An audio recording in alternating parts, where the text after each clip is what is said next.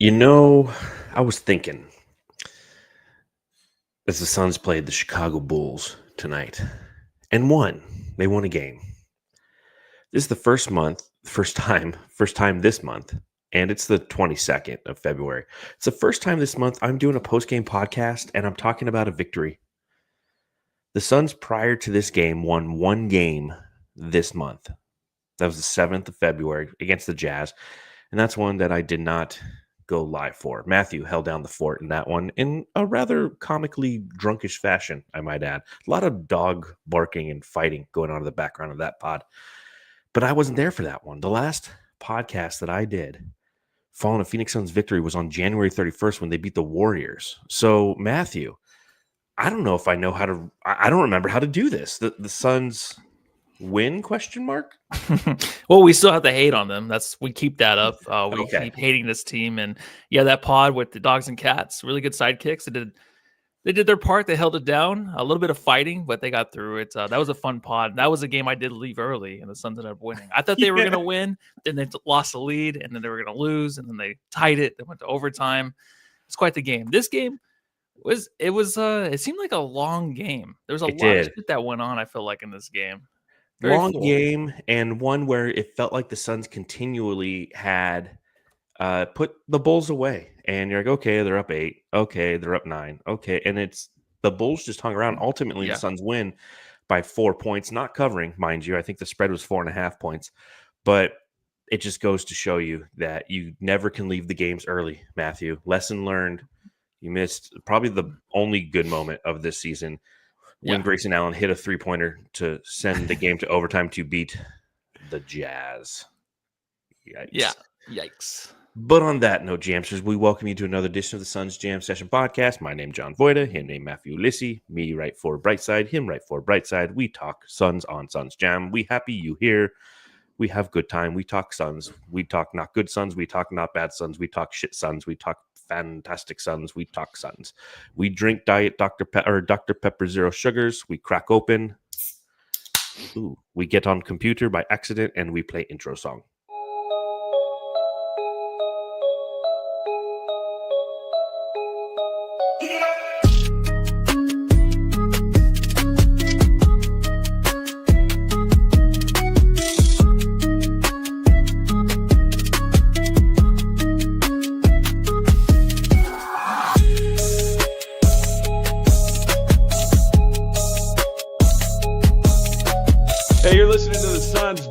Session Podcast, shooting the shit about the Suns since 2019.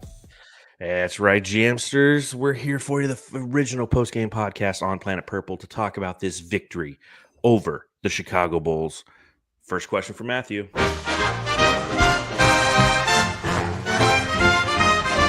Matthew, I've got to ask. So, Matthew, it's a 121 to 117 victory for the Phoenix Suns. Now 27-29 on the season. Was this just a game of two shitty teams? Yeah, I think it was. The Chicago Bulls, on the other side, they're a team that really looks for a way to lose games. They're not a team that's really trying to win anything. Obviously, they have some talent there. They're like a team like the Hornets, where they have a lot of tradable pieces. Obviously, they didn't make any big trades, but they're a team that is kind of looking for losing and kind of keeping things competitive at times, but they always find a way to lose, right? So The way the Bulls actually came out tonight, it looked like, oh shit, they're going to knock down every three, and the Suns are just going to kind of give up in the third quarter. That was almost the case, but one of these teams has to win, and tonight it was the Suns, so lucky us. Oh, man, it's so funny because you go into this game knowing that the Bulls are one of the last cupcake opponents, if you will, on the Suns schedule between tonight and tomorrow when we play the Toronto Raptors and the New Orleans Pelicans back-to-back next week. Like, we're in the final easiest stretch of the season, but obviously that was supposed to start coming out of the All-Star break where the team played the Spurs, another team that's behind them in the standings.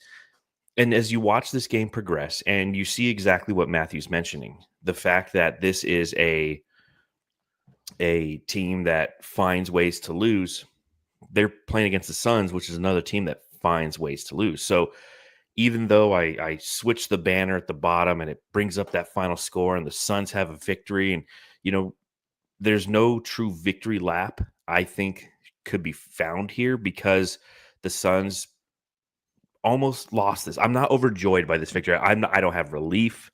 I kind of am just feeling like meh. Am I wrong for that? Is it because it was a 3:00 start? Like, why do I feel just meh? Well, I mean, when the Suns were up by 12 points, you kind of just thought it'd be nice to have a 20-point victory because we would feel okay with that. Right now, with the Suns kind of giving up the lead a couple times in this game, like there's nothing to be kind of I guess it's just overjoyed about, like you said, but also just kind of just convinced, like, hey, maybe they're turning a corner.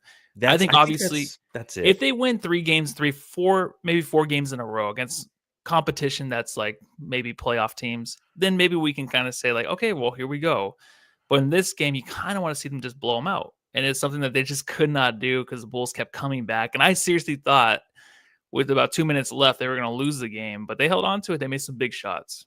Yeah, and I understand that not every game's going to be a blowout. And technically, this was a 6-point win because there was a foul with like zero point 0.7 seconds left that they shouldn't have called. And Bazelis, the rookie for the Bulls, hit a couple free throws to make it look nicer than it was. But there was a lot of the same issues with the Suns that have been present all season long. And I hate to start this on a downer, Gemsters, but we'll definitely get into some good things and some adjustments that actually occurred. But the reality of who the Suns are still remains. And it's a team that looks mentally checked out. And that was apparent by how they played just in that first quarter, 20 total points in the first quarter. It was a way that they continue to look like a disconnected team.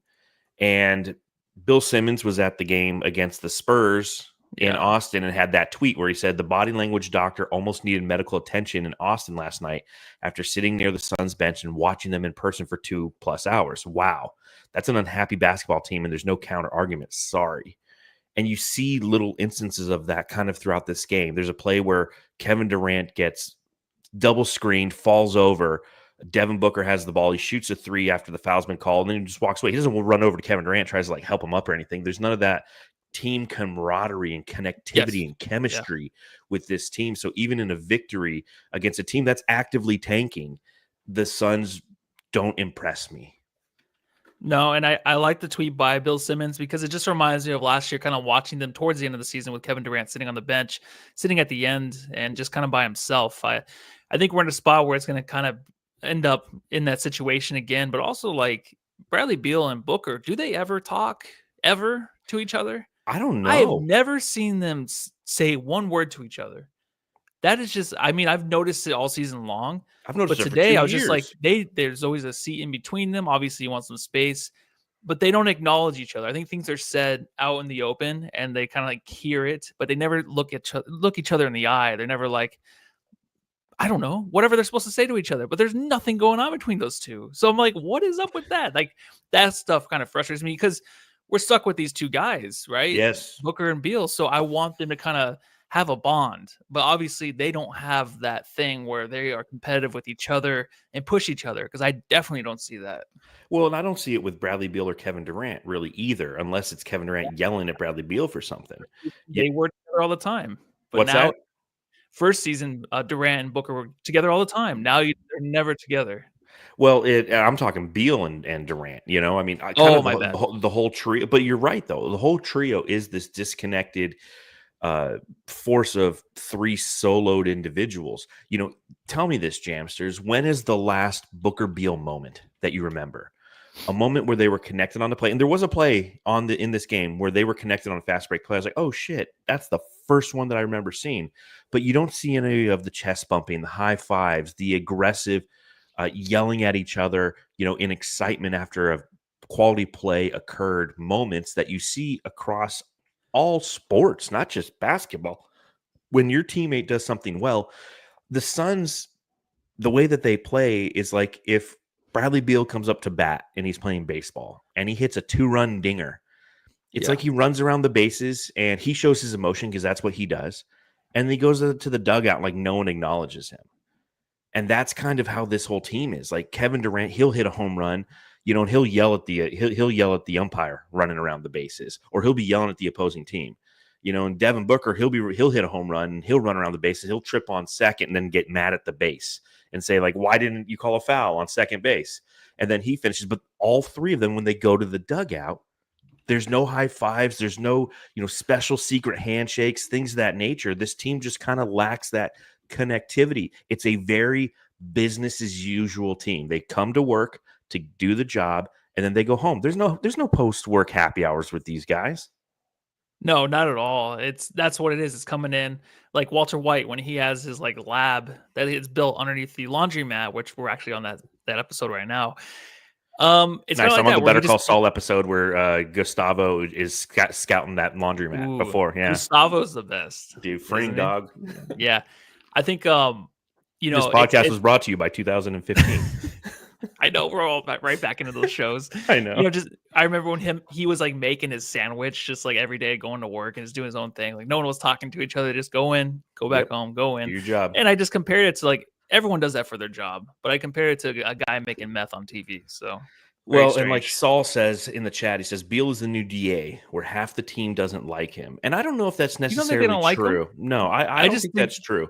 I think that when it comes to Beal, I think the majority of the team actually likes him, but I think the two most important people that you need to like him, Kevin Durant and Devin Booker, it's just not in their nature to be teammates who showcase that continual display of camaraderie.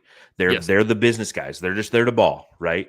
And Booker's the chameleon. So when Chris Paul was there, he had more of that fire and more of that motivation, more of that leadership trait, kind of by osmosis come down to him. And with Kevin Durant, the same thing has happened, where now he is more like Kevin Durant, where he's just there to do his job. And he's not going to say much, and he's just kind of the quiet guy in the locker room. And there's nothing ever been wrong with that. But at the same time, when those guys are the best guys on your team, even though they're not, they might not have, we expect the best guys and the highest guys on the payroll to be the leaders, quote unquote. They're not always the leaders. Bradley Beal has much more leadership qualities. I enjoyed watching Bradley Beal tonight. I enjoyed seeing him make a 3-pointer, turn around, just go, motherfucker. Like he was pissed. Yeah. He was like, he was emotional, and he was emotional in a way that endears his fellow teammates, especially those minimum contract players, to him. You don't see the same thing kind of with Durant and Booker. I mean, they'll dap them up when they hit a big play. But outside of that, that's just not who they are. There's no one on the team like a Draymond Green where he had to push Kevin Durant to be his best. He was the guy kind of pushing him in a direction that made him frustrated, but also brought the best out of him. I mean, whether Kevin Durant wants to admit that or not, I feel like that's from afar, that's what it looked like, right? And there's nothing wrong with that. That's why the excitement of getting a guy like a Jimmy Butler with Booker, because you want to see, I keep seeing stuff on Twitter about like, I miss this guy, the guy that had the fight in him, like the dog or whatever they say. The dog, the dog. And we don't have that anymore with Booker, but we had a guy like in Jay Crowder that kind of pushed him to be that guy, right? There was competition. Obviously, Chris Paul has something to do with that too, but we don't have that dude on the team that I kind of wanted. I think a lot of fans wanted in a Jimmy Butler, what he would bring to this team to kind of get them over that hump, because he can push Booker in a different direction. The stats are going to be there, right? But it's always just about that fight, the in-game fight, the fear that you can put in the opposing team's eyes. Like you need that from Booker, but we don't have that. We haven't had that since Kevin Durant got here. There's no fear in the other team. Like they kind of look at him like, we could probably win this game. Like everyone has a chance, but we want teams to come in and be like, there's probably no way we can beat this team with Kevin Durant, Bradley Beal, and Booker. But there is that opportunity for every team to win a game now against us, and we don't want that mindset going into these games. Yeah, and I think part of that is it's not necessarily opposing teams coming into a game against the Suns and going, yo, we can beat them because of who they are. They look internally and they find the fight within. And they, from a connectivity standpoint, believe in each other and pick each other up when they're fouled, and little things that showcase camaraderie and teamwork and grit and give a shit about each other. And so I think Suns Fever says it fantastically in the chat. And again, thank you to everyone who's watching along live or later or listening another time. Suns Fever 83, one of our elite jamsters, says 2 bachelor divas and 1 married diva. Not going to be real close. Not going to be a real close group there. It's not. It's a funky locker room, and there's no doubt about this. And anyone who says otherwise just doesn't, 1, understand locker room dynamics, and 2, hasn't watched the Suns for the last 2 years. Yeah. And yeah, Bill Simmons goes to one game and he's like, this is the worst I've ever seen from any team. It's just like, at work, like there's always different dynamics, there's different personalities, and you hang out with certain people, like you become closer to certain people because they're more relatable to you, right? It's with anything in life. So if we can see from afar that, hey, Beal is different, right? He praises God beginning of every interview, right? He's a religious man and he is with his family mostly. He talks about his family most of the time. When he is doing anything, got to bringing the fam to Hooters, right? That's instead, Kevin Durant and Booker go alone to pick up on the waitresses and stuff, right? So he's doing it with his family. Like that is different. It's a different kind of life. They're not going to relate at all. And that's okay. And that's happened throughout the duration of sports period. I mean, every team has had that. But I think one thing that's valuable is learning how to accept that and as a member of a team, find the common ground and work towards being a cohesive unit and not a team of people just kind of playing their own games. And that, I think, was a big challenge with this game tonight. Again, a victory, a sweet. We doesn't hurt. We're not gaining draft picks by losing, right? I mean, it's not like it's like, oh man, we won this game. The season's kind of over. Maybe we can get the 9th pick. It doesn't matter this year. Houston has our pick, so it doesn't matter. So in a game like this, though, you see just that, and that was the challenge. And I think that's why, again, we leave this game, albeit a victory. It's just a fortification of some of the issues that we're seeing, because I think that the foundation has definitely been cracked, and we've been watching it and blaming aspects of this team for weeks now.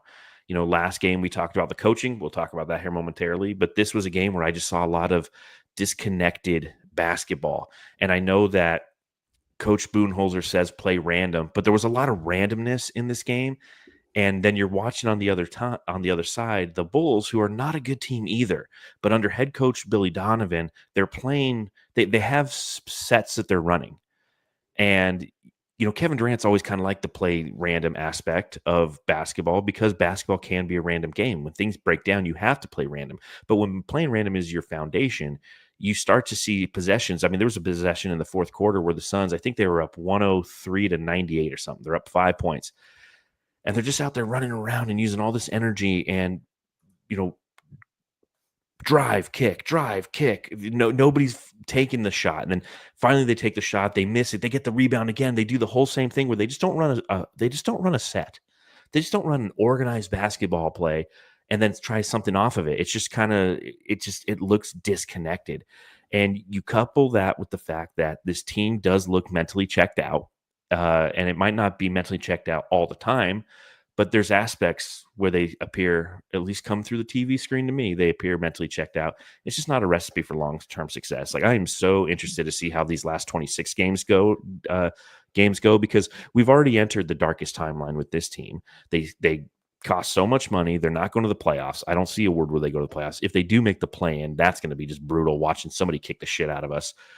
So it's like, just go all the way down, just fucking crash and burn, man. I mean, it's already been the 2 shittiest years I can remember in Suns history relative to expectations and final performance. Like, let's just fuck it, man. Fuck. Yeah, I know. It's coming off the Chris Paul years. We were always like 10 steps ahead of teams. It seemed like always, but with this team, we're like always a step below or behind. I mean, and there's always a possibility like, hey, this team can maybe turn things around in a quarter, get hot, and maybe go up by 10, go up by 20 and stuff like that. But you always know it's going to come back down, because I don't know what happens, but this team for sure will get too much into their head to where they kind of feel like, maybe we have this team. Look at who we have. We can kind of finish this game off. But also it's like the other team, they let back in with easy shots to the rim, bad turnovers. The ball over, we only had man. the 11 tonight, but they were really crucial turnovers, man. Like, really bad passes. We got away with a lot of stuff. Like, obviously, if this is a different team, we lose, right?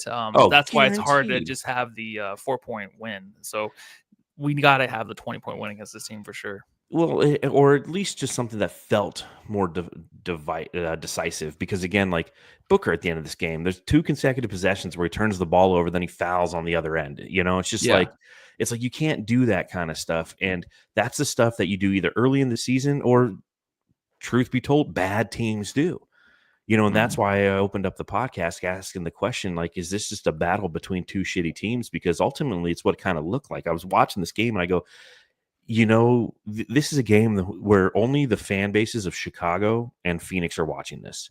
It's like if Charlotte is playing the Wizards, like nobody's watching that fucking game. No, but not at the all. Wizards fans and the Charlotte fans, and that's what I felt like it was occurring with this one. So, there was some positive things to take away from this. I think probably the most positive and the thing that hits the headlines the most is the Tyus Jones situation. Sha la la la la la la.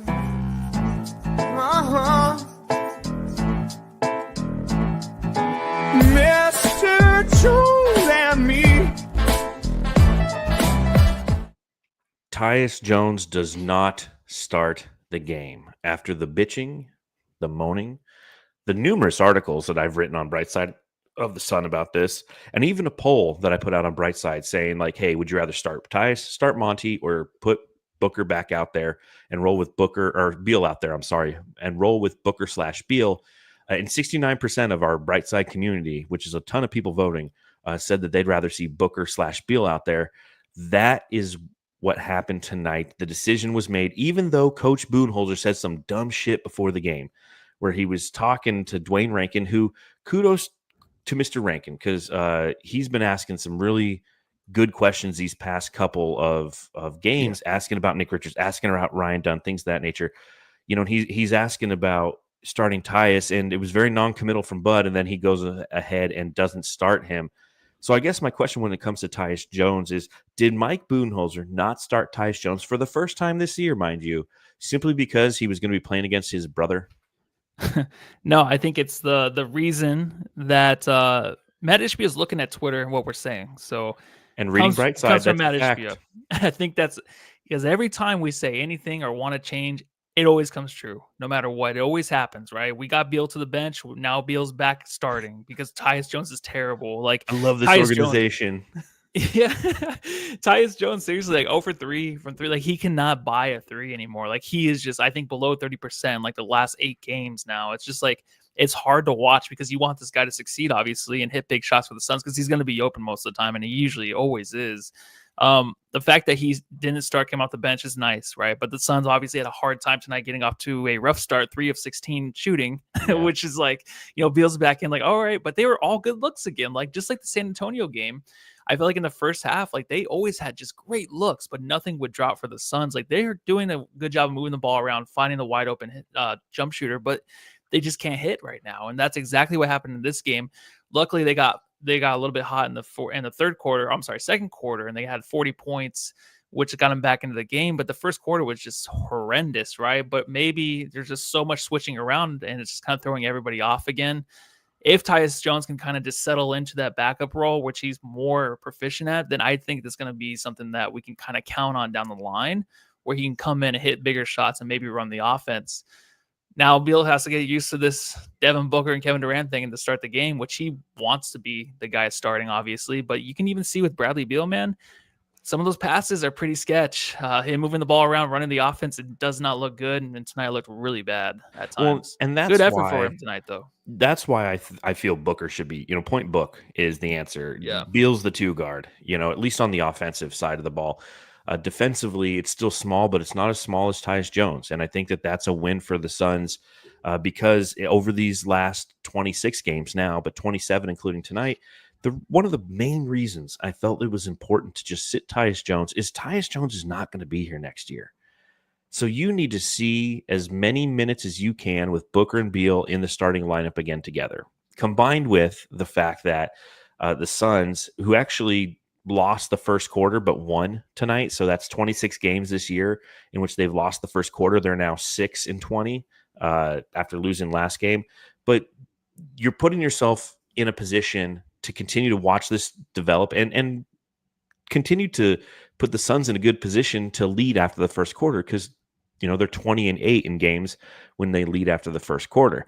Tyus, it's going to be an adjustment for him. And 0 of 5 from the field. He did have 6 assists, but no turnovers tonight. That's a first in quite some time. Tyus Jones, who's averaging the most turnovers he has in his entire career.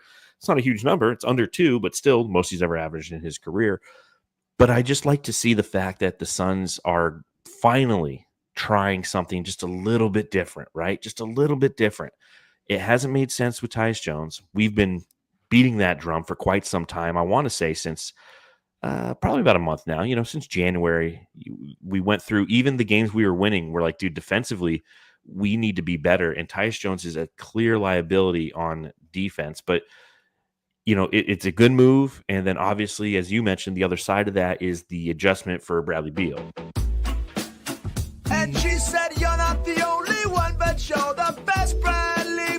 Bol Bol. So welcome back to the starting lineup for Bradley Beal. He goes 38 minutes played, 10 of 19 from the field, 25 total points, 3 of 7 from beyond the arc. He has 6 rebounds. He has 4 assists. Did have those 4 turnovers, and it started out in that first quarter. Part of that unfortunate, first quarter, as you mentioned, relative to total shooting, we had 20 total points. Bradley Beal had 3 turnovers in that first quarter. What do you see from him as part of adjusting back to this starting lineup? And this has got to stay like this the rest of the season, right? Like 15 games of him coming off the bench, that's done. The experiment, we tried it, we got it, on to the next thing, right? Yep, I totally agree. And I think, the turnover by Beal. Oh, I'm sorry. Wow. I'm like in my notes. I'm like skipping way ahead of this. Hold on. Let me go back just a little bit. So I think Beal, coming out, he has that passion that we all love. And I think that the fact that he wants to win, and last year, like saying, like, I want to go win a ring and we get swept.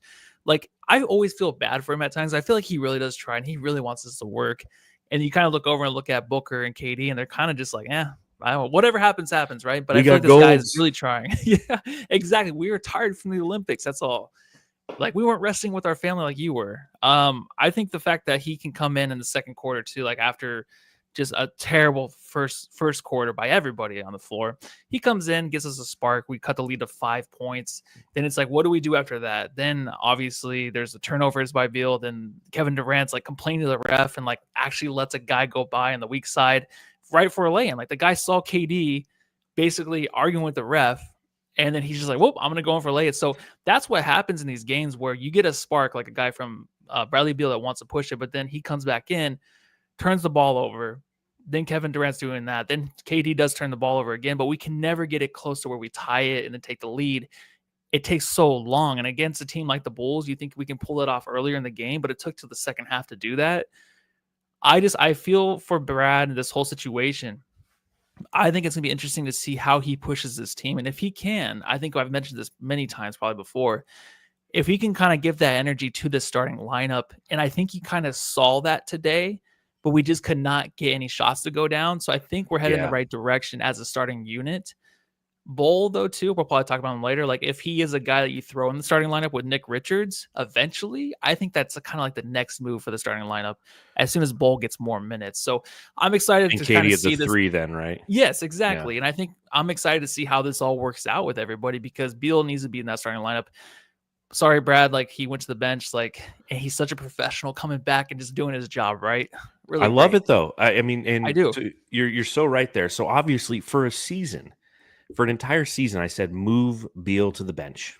Move Beal to the bench. I led that charge. I took a few victory laps on Twitter. I took some victory laps right here on the Suns Jam Session podcast when that occurred, when he finally, on January 5th, made his transition to the bench, because I thought we needed to see what that looked like. And we did see what it looked like. And guess what? Relative to his numbers, it wasn't that different from what we saw when he was a starter. This season, before tonight, 15 games, he came in off the bench. He averaged 16.8 points, 4.1 assists. As a starter in 23 games before tonight, he averaged 17.8 points, so 1 more point per game, and 3.1 assists, so 1 less assist per game. So it's not Brad. Brad's not the issue. You tinkered with it. You said, okay, maybe if he comes in off the bench, this is going to give us a little bit more definition. We're going to essentially, when he went to the bench, it was like, okay, we're not going to play Booker or Beal out of position. That's the motivation for doing this. But what we learned in that interim is Tyus Jones is what's really hurting this team because of his inconsistent offense and especially his liability on defense. So now you have Beal come back to the starting unit. And I know that I'm somebody who's been very anti-Beal, not him as a player, not him as a person, but him as a contract. It's my number one Yeah. issue with this team, and I'll continue to talk about this as long as he's on our team, is how unfortunate it is that the Suns made a decision to go get somebody who was the mere spitting image, the Spider-Man meme of Devin Booker in getting Bradley Beal, and to get him as somebody who has a no trade clause in his contract and costs as much as he does. It just was a horrible, horrible move. All of that being said, Beal's the only guy who consistently has that give a shit energy that makes you want to run through a wall. Whenever he plays, you don't see the lackadaisical nature that some of the issues that you see with Devin Booker and Kevin Durant is their level of engagement. Beal's always going 100%. It's to his detriment at times, and we've talked about that. He gets so into the game and herky-jerky, twitchy that he pulls a hamstring or rolls an ankle or stubs a toe, and that is what kind of hurts him. But again, he's the one who was yelling motherfucker today. He's the one who was just getting involved and was the heartbeat of this team when the whole team looked like they were almost dead on arrival for the first quarter and a half of the game. It was Beal who was the one who revived this team. And Saul says in the chat, and I want to hear your thoughts on this, Matthew. He says, Beal looks more relaxed since the trade deadline passed. Do you feel that is true? I don't know. I don't really see a difference. I think he handled himself very well through the whole thing. I think the whole team is kind of relaxed, right? Maybe not in the best ways for some of the players, but I think Beal always has that energy, like you said. Like, he is a guy that, like you said, you want to get up and play for, but he just has a hard time, I think, right now trying to find his place still, right? And that's the most difficult thing for a player, but still is out there having the energy he has, knowing that like he is injury prone and still fighting as much as he fights. Like, this is the same stuff we were talking about at the end of last year. Like, Beal was our favorite player to end last year because he brought the passion. Games. He brought the passion, not even in the post-game interviews. It was just actually during the game. Like, he played with a give a shit, and we need that. It's just, like you said, it's kind of hard to get it from a guy who we have another guy like Booker who is, I guess, a better version. Like, I put in my last article, I put, if Beal was healthy and let's just say, like, Book has to be traded or something like that. Like, he asks out. Is he, I love Booker, but is he a better two guard than Book, right? In that situation? Like, I'm just saying, because when they used to go head to head, like, he was always a better two guard. Oh, I know. Booker took a step up.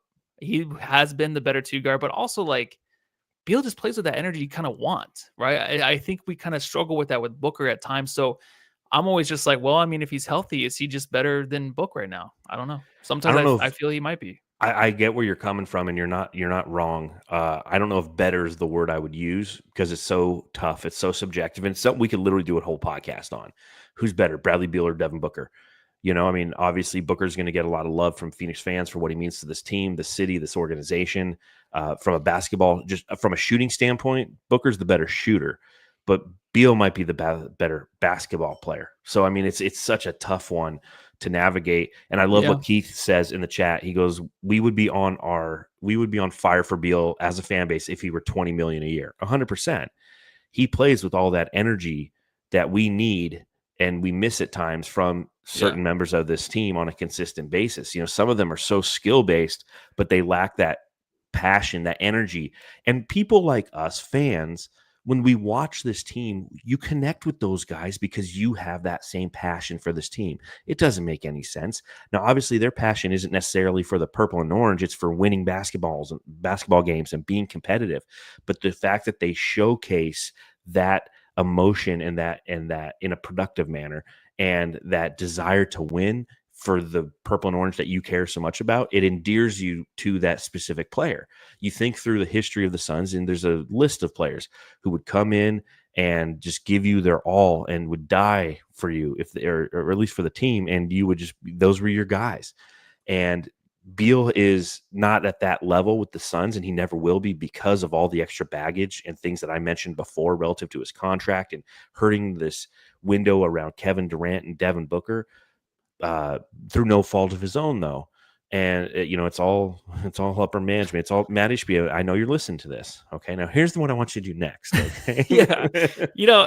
We say these things where it's like, you can't replace Booker with Beal, right? Like, Beal, if he was healthy, like obviously he might be a better option at times than Booker as our starting 2 guard. If we had a point guard and you want to throw Book in a trade or something like that. But if you look at the Luka thing, when that happened and Anthony Davis played his first game at home and he got hurt, Yeah. but the energy that it was in that arena with him and that team, It was a lot I of think negative fans energy, I think. They were just yelling, fire Nico, and then Ken kicked No, out. yeah. Well, for Nico, but like Yeah. when he was going in that game and what did he have, like 30 points in the first quarter, something crazy. He was going nutty. He had those fans going crazy and they were going nuts for him and that team. I think fans can forget, obviously, if you start winning. They can see like, oh, this is actually a winning product. This is what I want to root for. They can forget. Obviously, Luka's different. Luka is a step ahead of what Booker is, a level above him. He's like But 2 levels. yeah, a couple levels. So I think like, if something happened like that with Booker, if this led to like a better team and an actual team that would win consistently, then we would soon forget. Of course. And we would always be fans of Booker somewhere else. But we would soon forget, be like, oh, I can't believe we got rid of Booker. And then we start winning, be like, that was actually a good idea. Right. I just think that's what would happen. Winning cures all. You're 100% Exactly. right, because winning cures all. And if it is something where obviously we're talking post-season, postseason, post-sun season, because they ain't going to postseason, situations where everything will be explored. If the Suns move off from Devin Booker, there will be a massive backlash, but it depends on what you get back. And if you have Bradley Beal as the 2 guard and you get some quality roster in here and kind of change, yeah, it's going to hurt. But if we start winning games, we're like, man, this sucks to see Devin Booker in Houston's colors, but we're winning. Yeah. So it develops acceptance, and I think that's been so much of a challenge for fans right now as we go past the finals run era. And we see Mikal Bridges and Cam Johnson and DA. They're all on different teams right now. And, we root for those guys from afar, but we're so frustrated with where our current status is that you just can't get behind anything or anybody right now. Speaking of Devin Booker, he did lead the Suns in scoring tonight. Allow me to reintroduce myself. My name is Big Dick Booker. Line standpoint, this was a solid Devin Booker game. He was 10 of 20 from the field in 37 minutes played. 4 of 7 from beyond the arc. That's not a normal line for him from deep.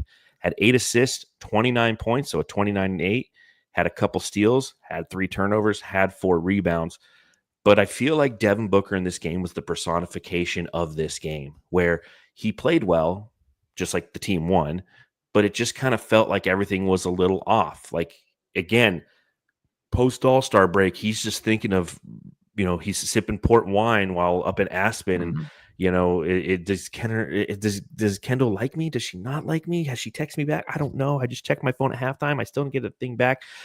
As I mentioned, turning the ball over at very inopportune times. What do you think about Devin Booker tonight? I think it was good. He was unable to start out hot. I think everyone's shots looked wide open, but Booker had kind of struggled to get some spacing. I think that he had his inner Luka though tonight, right? I'm sorry I mentioned his name twice. I don't think he's allowed to be mentioned on Dallas podcasts. Did you see the actual intro or what they did for the Dallas Mavericks? And they just kind of censored out Luka on it. It's pretty funny when you look it up. It's so funny. It's just a black shadow moving around. Yeah, but those float shots, man. The one he had, the and one from behind the basket, that's something he can never make. But it was that technically on a normal night. And again, I don't understand the fucking continuation, because on a normal night, that's not a continuation. Oh my god, they were calling continuations left and right on the dumbest shit I've ever seen tonight. The one by Kobe White too, where he actually picked up the dribble and he kept he lost the ball, regained he walked it, 5 steps, shot it just for fun, but continuation. Right, I think so. We talked about it. Yes, it's I don't know. It's one of those things where Booker can come out and he's intense. He's still ready to go. You can see it on his face. He still wants to push his team as far as he can and prove the doubters. Because right now, that's what's happening. There's doubters, including myself, with Booker and Kevin Durant. Absolutely. The media probably, they always talk about KD. They never talk about Booker. But the media will have it out for him too. Maybe this offseason or maybe not. But the fact that there is this kind of accountability now where Booker has to perform. He has to lead this team to the playoffs. Hopefully, if he can do a 60, something like that. I'm saying it's not going to happen, I'm sure.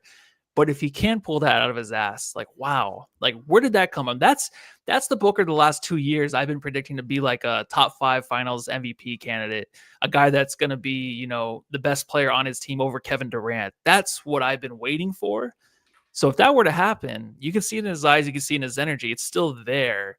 If he were able to do that with his team, it'll be an incredible turnaround and something for his legacy at the end of the season where we're like, wow, look at Book, right? Well, Matthew wanted Bradley Beal over Book. Like, that's going to be a thing. So snip that. well, we'll see. That's all I got to say is we'll see. You know, a solid performance, but just something that I felt was, and maybe it's me watching it, and it's probably true as I watch this game. You know, it's probably I'm a little uninspired by this team. So even when a quality Booker game happens, I'm uninspired by it because I'm just seeing all the issues with it.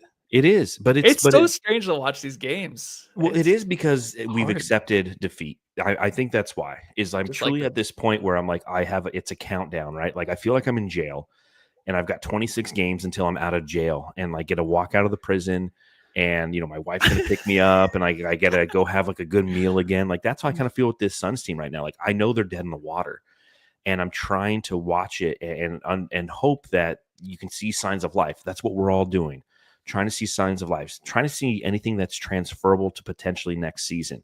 Try to understand this team and how we got to this place. You know, it's like sitting in prison, right? You're just sitting there like, how did I get here? Why did I make that decision? Maybe it's a prison, man. Maybe it's a purgatory. I know. We got to start, but we're in there with them. We'll start playing we should change up our intro song to Creed's "My Own Prison." My own prison. I saw that live last year. Dude, quite Creed, the song. Man. Creed, get it, Creed. Still got it. Get it, Creed. Vicky, the great Nick Richards. Richard means Dick, that's why he's Vicky, the great Nick Richards. Hey, look at Coach Bud, man. He didn't sit Nick Richards after just 1 quarter of play. What a fucking concept. 5 of 9 from the field in his 27 minutes played. He had 15 points, 9 rebounds. Again, nothing crazy, but that's a lot better. You know, he could rebound. He helped this team rebound, and we out-rebounded a team in this one. 49-45, the Suns out-rebounded the Chicago Bulls, 50-40 relative to points in the paint. Good job, bud. Way to coach like a normal coach. Like, I was so pissed after last game. Like, I put my whole hit piece out on. It wasn't a hit piece really, but like my anti-Bud piece my anti-Bud piece on Bright Side of the Sun, where I was just like, dude, this guy, he doesn't make any sense. Like, I honestly think that he's got a timeshare in Kaanapali, and he's just trying to get there, and he's just going to live there off his $10 million a year and not have to worry. Like, he's in prison too, but he actually played him, and I think that it was a solid performance by Nick Richards. You know, missing a couple layups. The Suns as a whole, though, were missing layups. Every team fucking misses layups. What'd you see from Nick Richards tonight? I mean, it was nice. I mean, the pick and roll happened a few times. Yes. He had a really nice one with Tyus in the second quarter. Then Book and Katie found him on back-to-back plays, too. You know, they just kind of fed him. He was very efficient by the rim, unless he missed those lanes. You can kind of tell him he's going to miss one. Just like the angle is like, it's a little rough. It's like, why don't you just dunk it home? And then he had one big dunk on, who was it? Was it Kobe White? He dunked over Kobe White, which is kind of nice. Yeah. Kobe almost had the block, but he shoved it over his hand. It was beautiful. The bench got up, a lot of energy from that guy. So, you know, the whole thing with Bud, I think everyone's really against him. And I don't ever believe his interviews. He probably just puts bullshit out there. But, you know, he does talk about like he's trying to just implement him in the offense very slowly, kind of, you know, then he'll start ending games with the Suns. You know, I can kind of see that with Bol too, like over time, like I mentioned earlier, like he eventually might be a starter because he's slowly like bringing him in. But Richards will have these games where he just can find a paint area like the Chicago Bulls, where it's like a tissue soft, where you can just kind of go in there and do whatever the fuck you want. So he can dominate in those type of games over Vucevic, who just had a tough time doing anything against him.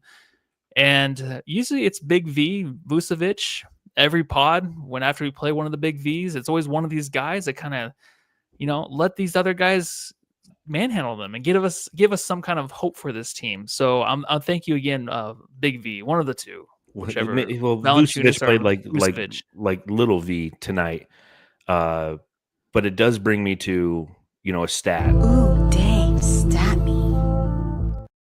The Suns have now won 10 consecutive games against the Chicago Bulls, and I want everyone here who's watching or listening One, to hit the thumbs up button. Yeah, shameless plug.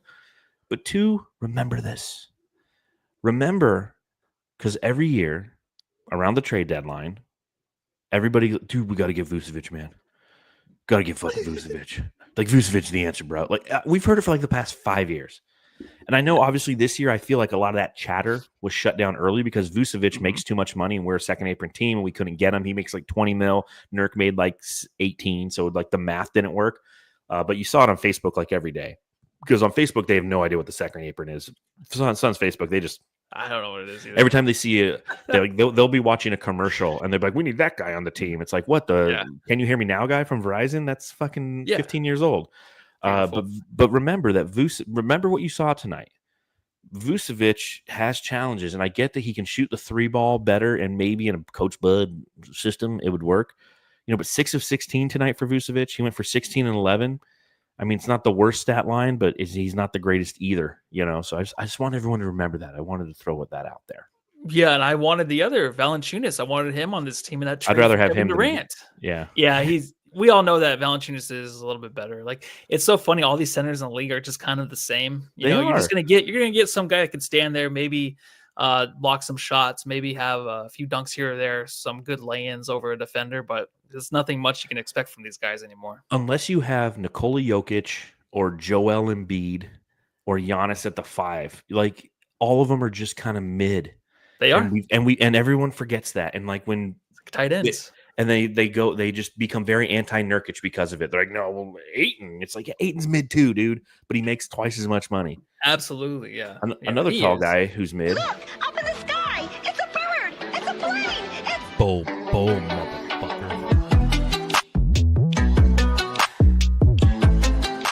All right, Bol Bol tonight, 12 minutes played, 3 of 5 from the field, 8 points, 2 rebounds.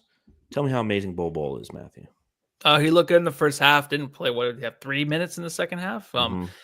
He looked good, but the thing is with Bol, it's going to be like this all year long, where he just kind of looks lost out there. I don't know if he's kind of insecure of his body or something, but he kind of looks like he is out there. Like, he's always just kind of holding himself and stuff. His defense is tough to watch at times.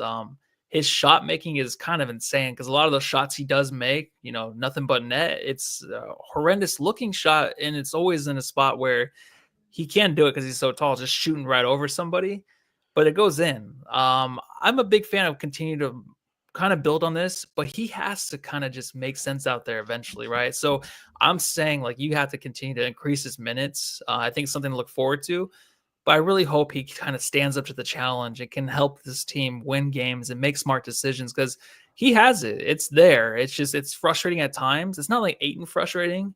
It's a different kind of frustrating. It's like, well, can you just do enough to kind of maybe be a starting power forward with this team, or where you can come in and give us 20 minutes off the bench? Like, it's just so inconsistent at times where it's kind of frustrating in that sense, but I love him being out there. So I'm all for him continuing to increase minutes for sure. Well, I mean, 2 things. 1, I farted and it smells so bad. And Yikes. two, I mean, everyone kind of knows where I stand on Bol Bol, and this is kind of the second consecutive game where he fortifies some of my issues with him. Like, he had a great run earlier, just a couple weeks ago, but he's very slow of foot, and like Kobe White took him off the dribble, no problem. And that's what smart teams will do against him, like the Spurs. They're going to identify him and just attack him on defense, because that's where his challenge lies. Offensively, I like what he brings offensively. And I'm with you that if the Suns can, over these last 26 games, continue to use him as a rotational piece, I think it's for our benefit as a team, and it's for his benefit as a developing player. He's always going to have issues on defense, but he does bring a different aspect to the game with his length that is going to deter shots at times. He can block the shit out of the ball. How many blocks did he have tonight? Just the 1. 2? But he didn't play it. He had just the 1. Oh. But again, 12 minutes, almost 13 minutes played. He didn't get a ton of playing time.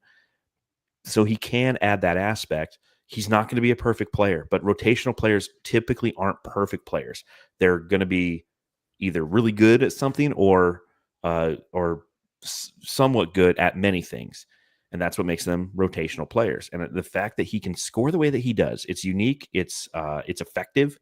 And if he can just not get targeted, because and to Bud's credit, over these last 2 games, he identified when opposing teams were targeting Bol, and they pulled him right out. And that's the smart move, because they will go. I mean, Chris Paul went to that well like 2-3 times to start the second half last game, and that was it, like ball game. Yeah, I think the effort's there for sure. It's a thing where you get a few good plays, and then the rest is kind of like cringy to watch, Yes, and it it kind of is. costs your team at times. But the Suns, their hopes in this season are kind of dead. So I think, like you said, even the Ryan Dunn thing where he didn't even play today, we're looking for maybe some guys that have some. I know Bol's been in the league for a while, but some guys maybe for next season you can kind of get excited about. I don't know, Bol probably won't even be here next year. But it's just something fun for the Suns to watch, for the Suns fans to watch. So depressing. It is. It's I mean, so that's bad. again, like the ship is sinking. So let's just try to find little ways to enjoy it. Ooh. Did you by chance hang out in Chicago today? I did not. I did this time. The Suns Jam Session Subreddit Stakeout. As you can see, I just went as myself. I wore a Coors banquet hat. Yeah, no, we're dressing up the rest of the season. No more Batman this season. No one cares if we're there, dude. Yeah. Like, come on in. Come on. We They're know how like, bad you're a it is. Suns fan, dude. Come in, dude. Yeah. Like, we just, I For feel the sorry rest of for the you, season. Yeah. because people feel sorry for us. Like, if you go to opposing subreddits, and I'll read one of the comments, it's just like, dude, like, man, fucking Suns. Am I right? I can't do. Can you do a Chicago accent? I can't do a Chicago. I don't accent. think so. Yeah, it's I more don't like think that. so. It's not Is it as like this? it's not as bad as like, Like hey, that. Bobby. Oh, Like, I don't know. it- I don't know. Is That's that more what- that's oh, Wisconsin. Wisconsin? Yeah, I don't know. But it's There's got more- some of more that worse to it. one. You got to think like Dicka. Like, if Oh, there's a the hurricane Bears? named Dicka, who wins, Mike Dicka or a hurricane? Well, what if the hurricane's name is Dicka? You gotta kind of talk like that. So there you go. I'll try to talk like that. All right. For this one. The So, white like, gold the white gold jerseys look pretty classy. I like them, but not sure they fit the Bulls theme. What I don't do you like 'em. think? I Yeah, hate I don't 'em. like them either. I don't like them. Doesn't make Just- sense. What's I like fun the about the font, I like Suns? those. The Suns and Bulls are fun to watch because the colors are so awesome on the court together, and even in the scoreboard. Like, I just love the two right next to each other. I do. The Yeah. Bulls have great colors too. Great first quarter. Very un-Bulls like. I mean, even they were shocked that the Bulls had 30 points in Yeah. the first quarter. My son, he wants. This is fun because somebody comments and then somebody comments after. My son says he wants a Hoarder jersey, and somebody responded, "It's not too late to leave him at the fire station." And then here you go. This is a 4-part conversation that starts about the Suns and talks about Kevin Durant. Crazy how fucked the Suns are. Traded everything for this. Somebody responded, kind of wild. Kind of feels like the KG Nets. Dika. Like this has to work or it's gloom for a few years. Katie looks so done with it all. As a fan watching good basketball, it's sad to see. And then somebody said, I think he'll probably just wants to retire after looking at this. Well, he's not. He's won't not. be here next year. Yeah. Get what he Let's wants. see. A couple more. Suns have bums like Book and KD, but never pass to Plum Lee. Thought that was fun. Yeah, I love Plumlee. And then, of course, the last one. Grayson Allen is still trash. Dicka. The Suns Jam Session Subreddit Stakeout.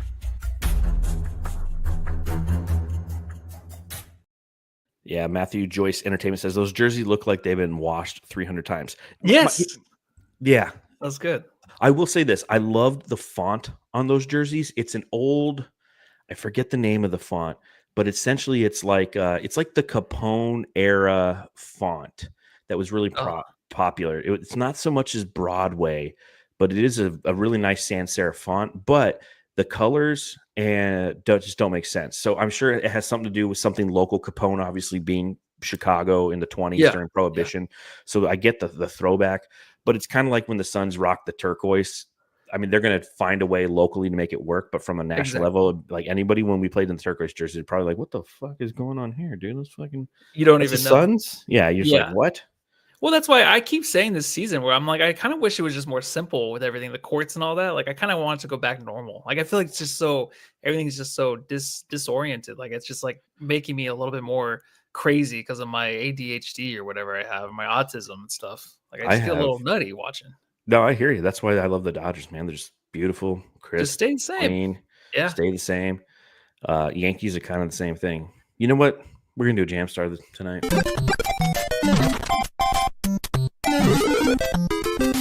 Jam star of the game. All right, Jamsters, subscribe, rate, review. Let us know in the chat who your jam star is, and go fuck yourself, San Diego. I'm giving it to Beal. What about you? Yeah, I'm gonna give it to Beal too. I think the stats look good for Booker, but I think there was just a lot of good energy there. But there were a few passes by him where I'm like, God, like he still does that where he gets into the paint and he won't lay it up or trying to draw a foul or anything. Maybe he doesn't want to get hurt. But obviously, like he has these great positions in the paint, or else even if he's like stepping in for a jumper and he has a few turnovers that are like, come on, why did you do that? Like just settle down. Like you have your space, you have everything you want on the court. It's kind of frustrating, but I think he had a really good energy tonight. Yeah, I also a couple things you notice with Bradley Beal, and I give him the jam star, but he does one of the things that drives me nuts is he'll get the ball and like his defender will be 3 feet off of him, and he could just pop a three in their face, and he's good at shooting threes, but he'll just drive left and he'll run like right into the defender. He does that like over and over again. I'm like, dude, stop that, man. Like I get what he's trying to do. He's trying to set up a possession, and that's why he doesn't need to be a primary ball handler if we're going to continue with this Booker Beal. Like Booker, re-embrace the point guard. You're not a great point guard, but you're much better than Bradley Beal is relative to that. Suns Fever 83 says, jam star, Beal tonight for me and Mike Ditka. I love the hustle. Mark N. Beal tonight. Keith Nettles, Beal. Saul H. Soto. Right, Lissy. 4 jerseys are too many. Stock with grays and whites. This is a tough one. The big 3 from Michael. My jam star is the trio from Kiko. Starting 5, Beal from Saul. And David Ray. Beal with 25 points is an honorable mention. I mean, all the big 3 scored in 20 points. So, I mean, that is kind of one of those. They combined for 81 points tonight. I mean, that's a good way to win basketball games, but it's rare. Yeah. It is rare, and that's exactly what happened last game where Booker only had the 17 points. Obviously, he gets 10 more points, we win that game, but this is how games are going to look from now on. It's just like they have to hit almost 30 points each for us to even have a chance. And you have guys like Grayson Allen, and he was terrible. Tyus Jones, like those guys got to step up, obviously, but those guys just struggle off the bench far. So it's just going to be hard to watch. And what this team needs to do is fucking play defense, because again, this is a shitty Bulls team. I don't think they know how. Exactly. I don't think you can just tell there's so much tension with this team on every possession, defensively or often. Like it's just like you can see the tension. It's not fun. It's just not fun for these guys to go out and play basketball, right? Everyone always talks about, Sophie Cunningham always says, like, you got to have fun. Like she mentioned that many times on the broadcast. They don't have any fun out there. No fun. And I'm always the guy's like, I don't care about the fun, right? Like who cares? Like just win games. But this team, like, is so tense.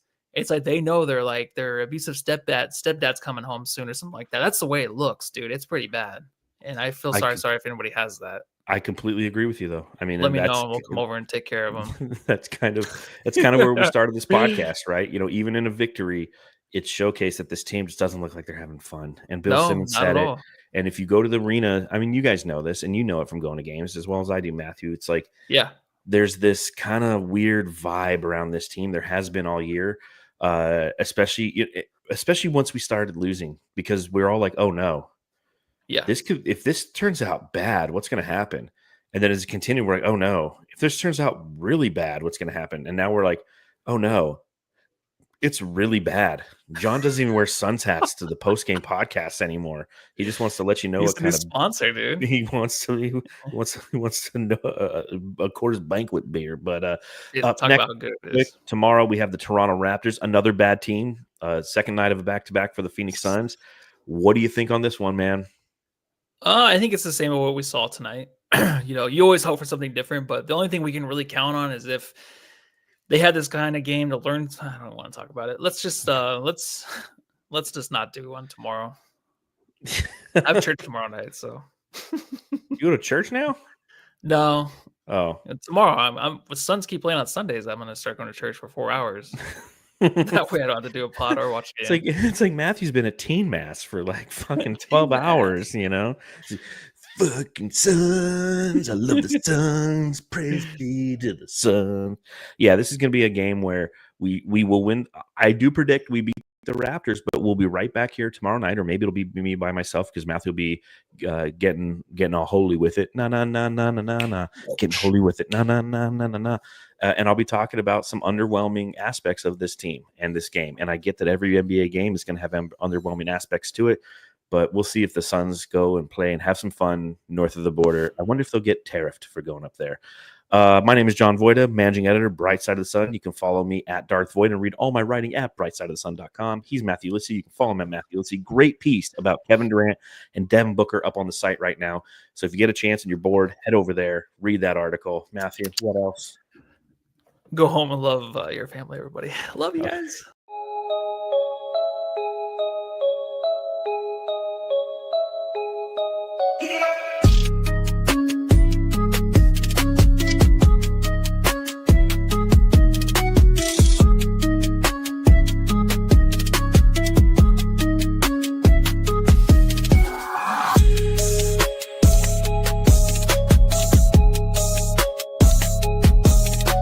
Hey, you're listening to the Suns Jam Session podcast, shooting the shit about the Suns since 2019.